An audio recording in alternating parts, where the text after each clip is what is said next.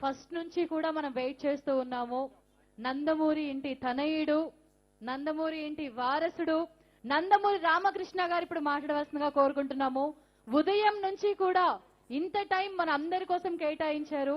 ఎంత busy schedule ఉన్నప్పటికీ ఈ రోజు ఈ కార్యక్రమం నాది అని చెప్పి మనందరితో మాట్లాడడానికి సార్ ఇంత టైం మనకి ఇచ్చారు. Thank you sir.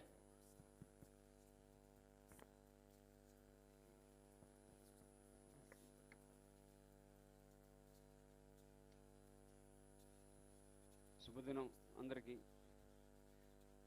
Manikonda Panchavati colony కుటుంబ సభ్యులందరికీ ఓపిక కూర్చున్నందుకు, ఈ సమావేశం విజయవంతం చేసినందుకు ప్రతి ఒక్కరికి పేరు పేరున, అలాగే వేదిక మీద ఉన్న పెద్దలకు, మా ఆడపడుచులకు, వేదిక మీద ఉన్న మా తెలుగు జాతి మమతకు, తెలుగు మీ అభిమాన చూపిస్తున్న అభిమాన సోదరులకు, సోదరుమణులకు అందరికీ అభివందనం, శుభాభివందనం. మరి ఈ సమావేశం బావగారు, మన ఆంధ్రప్రదేశ్ ముఖ్యమంత్రి వర్యులు నారా చంద్రబాబు నాయుడు గారికి జన్మదిన శుభాకాంక్షలు మీ అందరి తరఫున.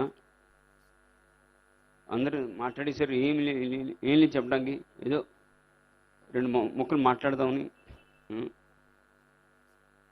ఇక్కడ విషయం ఉందని, తెలుగు జాతి గురించి మాట్లాడాలి ముందు. ఇక్కడ ఏదన్నా తెలుగు దేశం అంటే తెలుగు జాతి, తెలుగు వాళ్ళు ఎక్కడ ఉంటే తెలుగు దేశం అక్కడ ఉంటుంది.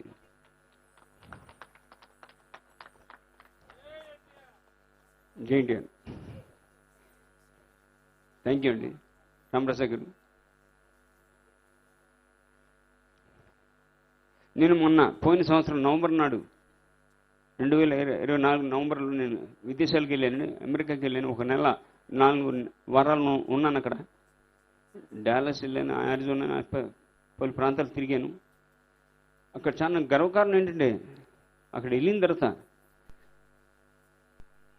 Telugu has been officially identified as the 15th most speaking language అండి.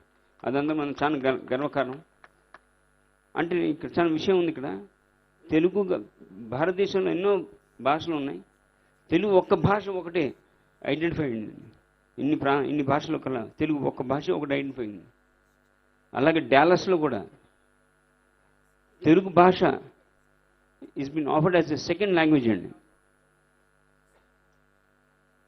దీనికి ముఖ్య కారకులు మన నాయకులు స్వర్గీయ నందమూరి తారక రామారావు గారు, చంద్రబాబు నాయుడు గారు. ఎందుకంటే తెలుగు జాతి మనది, నిండుగా వెలుగు జాతి మనది. ప్రాంతాలు వేరేనా, భాషలు యాసలు ఎన్నున్నా మన తెలుగు జాతి అందరూ ఒకటేనన్నా. కుల మత ప్రాంతాలు అతీతంగా మనం ఎక్కడున్నా సరే, విదేశాల్లో ఉన్నా సరే, ఎక్కడున్నా సరే, మన తెలుగుడికి గుర్తింపు తెచ్చిన ప్రథమ నాయకుడు ఎన్టీ రామారావు గారు.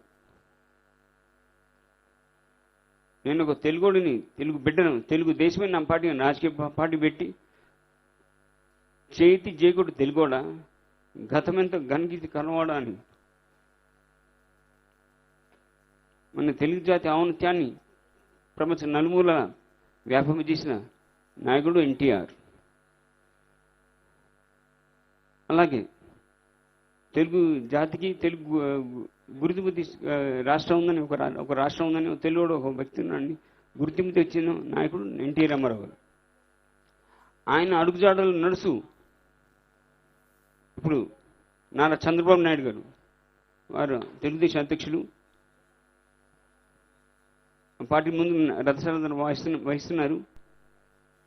ఇప్పుడు అదే బాటలు, అదే రీతిలో, ఎన్టీ రామారావు గారి బాటలు అదే రీతిలో ఇంకొక ముందడుగేసి ఐటీ రంగాన్ని ప్రాధాన్యత ఇచ్చి యువకులకు ఎంతో భవిష్యత్తు కల్పించాడు ఆయన.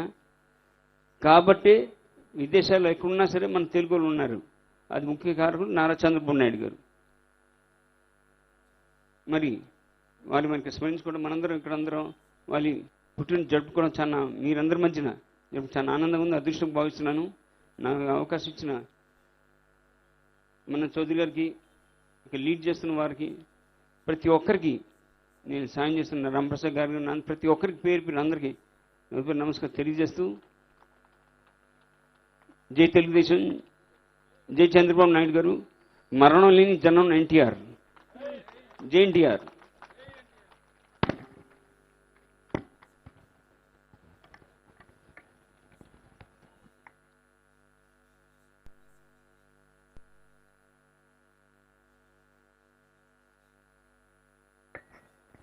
Thank you sir.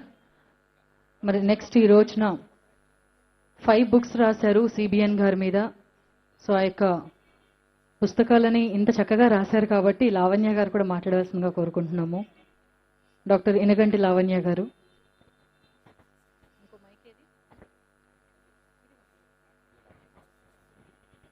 వేదిక మీద ఉన్న పెద్దలకు, అభిమానులకు, చంద్రబాబు గారి అభిమానులకు అందరికీ నమస్కారాలు. నేను 2 విషయాలు చెప్తాను. వాళ్ళకి చంద్రబాబు గారికి చాలా అవినావభావ సంబంధం ఉంది. అవునా? ఎందుక చెప్పమంటారా? ఆ అంటే అభివృద్ధి, ఆ అంటే ఆంధ్రప్రదేశ్. ఈ రెండిటి కోసమే దేవదేవుడు చంద్రబాబు గారిని మన ఆంధ్రప్రదేశ్లో పుట్టించాడు. 10 అవతారాలు ఎత్తాను, కలియుగం, నేను భూమి మీదకి వెళ్ళడం కష్టం, కొంచెం నాలాంటి లక్షణాలు ఉన్నవాడిని భూమి మీద పుట్టిస్తే బాగుంటది కదా అని ఆలోచించి చంద్రబాబు నాయుడు గారిని పుట్టించారు. ఈ మాట సరదాకి చెప్పట్లేదండి. నేను రామాయణ భారతాల మీద ఎక్కువ రీసెర్చ్ చేశాను. అవన్నీ చదువుతున్నప్పుడు నాకు దాంట్లో కొన్ని లక్షణాలు కనిపించినాయి. పాలకుడు ఎలా ఉండాలి అని రామాయణంలో ఉంది, భారతంలో కూడా ఉంది. భీష్ముడు చెప్తాడు. అవన్నీ చదువుతున్నప్పుడు ఆ లక్షణాలు చంద్రబాబు నాయుడు గారిలో కనిపిస్తూ ఉంటాయి నాకు. అందుకే చెప్పాను ఆయనని పుట్టించారు అని. దానికి ఇంకో కారణాలు కూడా చెప్తా ఎందుకు పుట్టించారు అనేది. చంద్రబాబు గారు ముఖ్యమంత్రి అవ్వడానికి ముందు అక్షర క్రమంలో మన ఆంధ్రప్రదేశ్ ముందులో ఉన్న అభివృద్ధి ప్రదంలో ఉందా అండి? ఎక్కడో ఉంది. ఎప్పుడైతే చంద్రబాబు నాయుడు గారు ముఖ్యమంత్రి అయ్యారో అప్పటి నుంచి అభివృద్ధి ప్రదం ముందడుగు వేస్తూ అక్షర క్రమంలో కూడా ముందడుగులోనే ఉంది. ఇంత అభివృద్ధికి కారణం ఏంటో తెలుసా? ఆయన చిన్నతనం నుంచి రాజకీయాల్లోకి రావాలి అనుకున్నారు. అనుకుంటే సరిపోదు కదా. ఇందాక వంశీ గారు చెప్పారు ఆయన కలలు కంటారు సాధిస్తారు అని. అది నిజం అండి. ఎలానంటే ఆయన మొట్టమొదటిసారిగా అసెంబ్లీకి ఎన్నికైనప్పుడు ఆయన ప్రచారంలో ఏవేవి అయితే చేస్తాను అని చెప్పారో అవన్నీ ఒక డైరీలో రాసుకున్నారు. ఆయన ఏ జిల్లాకి వెళ్ళినా, ఏ ప్రాంతానికి వెళ్ళినా ఎన్నికల సమయంలో నేను మీకు ఇది చేస్తాను అని చెప్పాను, అది చేశానా లేదా ప్రతిదీ నోట్ చేసుకుంటూ ఆయన నేను మీకు చేశాను కదా, ఇంకేమన్నా మిగిలిపోయినాయా, ఏవేమి మిగిలిపోయినాయి, నేను ఇంకా మీ ప్రాంతానికి ఏం చేయాలి, మళ్ళీ అవి కూడా నోట్ చేసుకుని ప్రతి పని చేశారండి. ఇంత ఇదిగా చేస్తున్న చంద్రబాబు నాయుడు గారు ముఖ్యమంత్రి అవ్వడానికి కారణం అది కూడా ఒకటే. అలా చేస్తున్నటువంటి నాయకుడిని ఇప్పటి వరకు ఎవరినైనా చూసారా? మీరు ఎవరన్నా కనిపించారా? ప్రజలకి ఏమేమి చేస్తారో చెప్పి దాన్ని రాసుకుని అవలంబించానా లేదా అని చెక్ చేసుకుని చెయ్యకపోతే చేసినటువంటి నాయకుడు ఎక్కడన్నా కనిపించాడా ఇన్ని సంవత్సరాలలో?